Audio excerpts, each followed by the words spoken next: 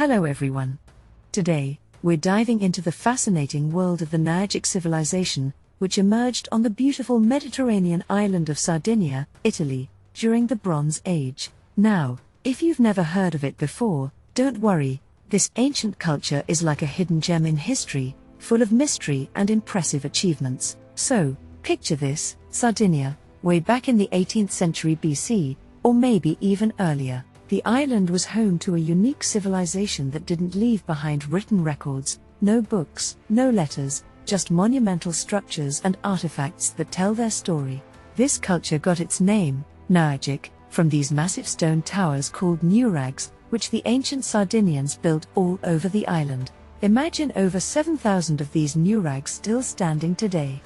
They weren't just simple buildings, they were fortress-like constructions that showcased the skill and ingenuity of the people. But where did these people come from? Well, that's where things get a bit hazy. According to one popular theory, this culture developed after waves of migration from the west, with groups related to the Beaker culture arriving on the island and mixing with the local populations. However, some scholars think the Nuragic culture could have developed right there on Sardinia without outside influence. Now, let's rewind even further to pre-Nuragic Sardinia. The island was already bustling with life in the Stone Age, with people settling there during the Paleolithic and Neolithic periods. They developed a thriving society, building impressive structures like the Monte de Codi pyramid, which has some striking similarities to those found in Mesopotamia. These early Sardinians were not only skilled farmers and fishermen but also pioneers in metalworking, being among the first to extract silver during the Chalcolithic period. As we move into the early Bronze Age, the island saw the rise of the Bonanaro culture, which was the last phase of the Beaker culture in Sardinia.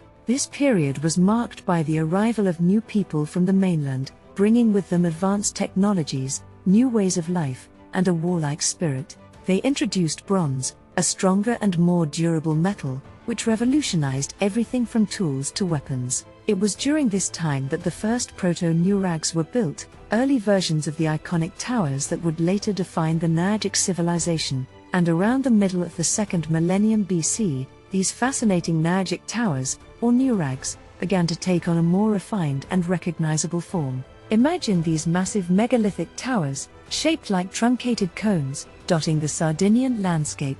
Each tower had at least one Thalos chamber inside, an ancient, dome-shaped room. Some of the larger nuraghes even had up to 3 of these chambers stacked on top of each other. Can you picture that? It's like ancient skyscrapers, with their own unique architectural flair, rising across the island. The ancient Greeks, always intrigued by the unknown, speculated about these mysterious structures. They wove tales about Daedalus, the mythical craftsman who supposedly built these fabulous towers after creating the labyrinth in Crete. But while the stories are intriguing, modern scholars have debated for years over the true purpose of these nuraghes. Were they military fortresses, religious sites, observatories, or even grand homes? The current consensus leans toward them being fortified homes, strongholds that included living spaces, barns, and silos, designed to keep the inhabitants safe. As time went on, the settlements around these nuraghes grew larger and more complex. Picture a bustling village nestled around a towering fortress, with additional towers connected by defensive walls. Some of these structures, like the Su Nuraxi at Barumani or Nuraghe Arubu at Orali, became monumental, standing as high as 25 to 30 meters and fortified with multiple layers of walls and additional towers. It's believed that some modern Sardinian villages may have even sprung from these ancient Nuragic communities. Sardinia, rich in natural resources like copper and lead, soon became a hub for metal production. The Nuragic people were expert metalworkers, producing everything from weapons, swords, daggers, axes, to intricate jewelry and even small bronze statues. These items weren't just for local use, they were traded far and wide across the Mediterranean. And here's where it gets really interesting. The Nuragic civilization had connections with the mighty Mycenaeans, Cypriots, and even the enigmatic Sea peoples. There's evidence suggesting that these Sardinian metalworkers were key players in the broader trade networks of the time, supplying much-needed tin and bronze to other ancient civilizations. Speaking of the Sea peoples, there's a theory that one of these tribes, the Sherdan, were actually Nuragic Sardinians. According to some scholars, these formidable warriors might have been part of the group that caused upheaval across the Mediterranean, even threatening mighty Egypt itself. There are hints in ancient texts and archaeological findings that suggest the Nuragic Sardinians were active in the eastern Mediterranean during this turbulent period. As we move into the Iron Age, the Nuragic civilization began to change. The era was marked by a rise in aristocratic power, with fine ceramics, more elaborate tools, and advanced weapons becoming commonplace. The population grew, and trade continued to flourish. However, the construction of new nuraghs slowed, and many existing ones were abandoned or dismantled. This period also saw a shift in burial practices, with individual tombs replacing the earlier communal burials in the giants' tombs. Eventually, around 900 BC, the Phoenicians started to visit Sardinia more frequently, establishing ports and trading outposts along the coast. But the peace wouldn't last long. By 540 BC, the Carthaginians launched an expedition against Sardinia, leading to a series of conflicts that eventually resulted in their control over the island's coastal regions. The mountainous interior, however, remained a stronghold of the Nuragic culture, resisting both Carthaginian and later Roman influence. In 238 BC, following their defeat in the First Punic War, the Carthaginians surrendered Sardinia to Rome. Sardinia, along with Corsica, became a Roman province, but even during the height of the Roman Empire, traces of the resilient Nuragic culture could still be found in the island's interior. And now let's dive into the social structure of the Nuragic civilization, which was deeply influenced by religion. Scholars believe that religion played such a significant role that some suggest the Nuragic society might have been a theocracy.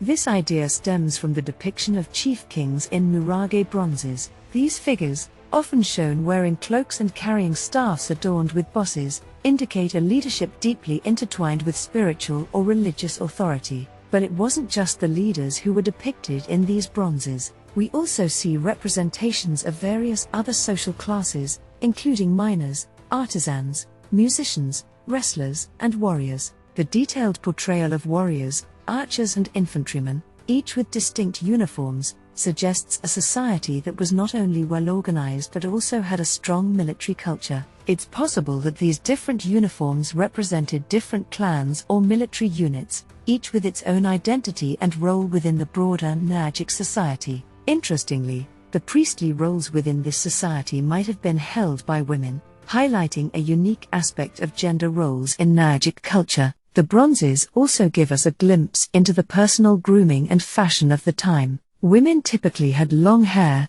while men often sported two long braids alongside their faces, with their hair cut short or covered by a leather cap, a style that would have been quite striking. Now, let's talk about how these people lived. The Nuragic civilization was likely organized into clans, each led by a chief who resided in a complex nuraghe. The common people lived in nearby villages, in stone round houses with straw roofs, structures that bear a striking resemblance to the modern pinettas used by shepherds in Barbagia. As time went on, particularly in the Late Bronze Age and Early Iron Age, the design of these houses became more complex, with multiple rooms often arranged around a central courtyard. Some coastal settlements, like Santimbania, even had structures specifically for storing precious metals and other goods, which were arranged around large squares that served as marketplaces. Water management was a crucial aspect of Nuragic life. Many complex nuraghe had wells,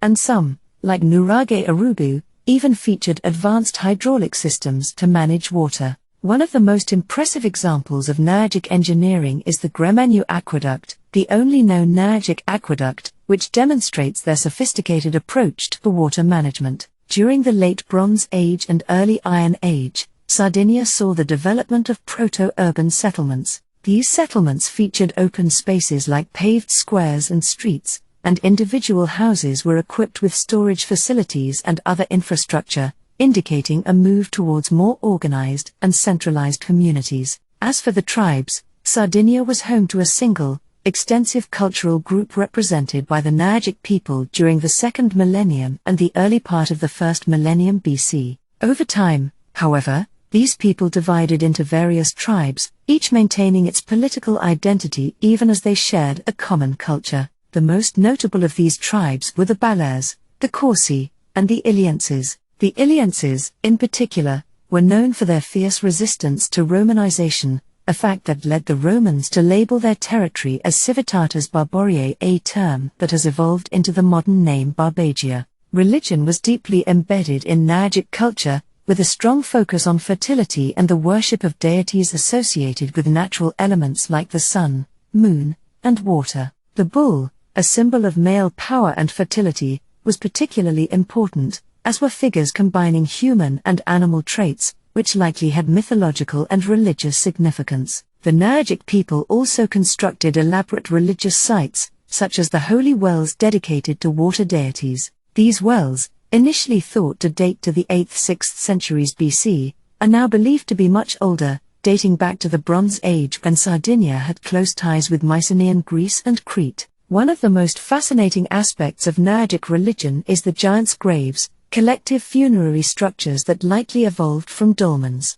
These graves, often shaped like the head of a bull, were central to Nuragic burial practices throughout their era. Large stone sculptures known as batyli, sometimes featuring crude depictions of male or female sexual organs, were often erected near the entrances to these tombs, further emphasizing the Nuragic focus on fertility and the veneration of ancestors.